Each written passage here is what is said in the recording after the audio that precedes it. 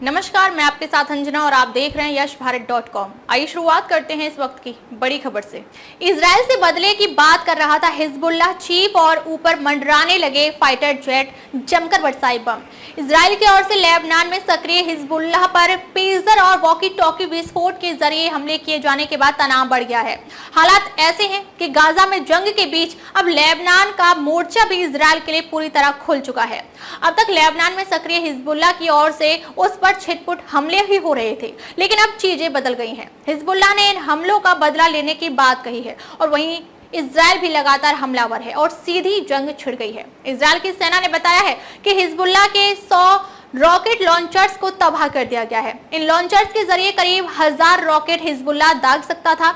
Israeli हमलों में Hezbollah से जुड़ी कई इमारतों को भी नुकसान पहुंचा है। इसके अलावा हथियार डिपो भी नष्ट किए गए हैं। हिजबुल्लाह के ऊपर इजराइल के ये हमले तब हुए हैं जब आतंकी संगठन के मुखिया हसन नसरुल्लाह ने बदला लेने की धमकी दी थी। नसरुल्लाह ने पेजर और वॉकी टॉकी वाले हमलों के बाद पहली बार सार्वजनिक भाषण देते हुए कहा था कि हम इसका बदला लेंगे और इजराइल को अंजाम भुगतना होगा। डिवाइसेस के फटने से 37 लोगों की मौत हुई है, जबकि 3000 लोग घायल हुए हैं। वहीं इजराइल पीछे हटने को तैयार नहीं है। इजरायली रक्षा मंत्री योआन गैलेंट का कहना है कि हम युद्ध के नए चरण में प्रवेश कर चुके हैं।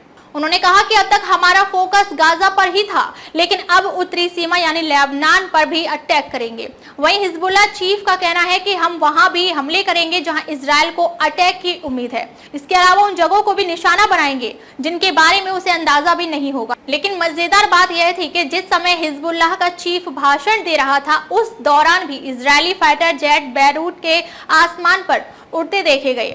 हिजबुल्लाह को भी हमास की तरह ही ईरान का समर्थन हासिल है। गाजा में हमास के साथ तो इजराइल का बीते 1 साल से संघर्ष चल रहा है। इस जंग में अब तक 1200 इजरायली मारे जा चुके हैं, जबकि 36,000 के करीबी फिलिस्तीनियों की भी अब तक मौत हो चुकी है।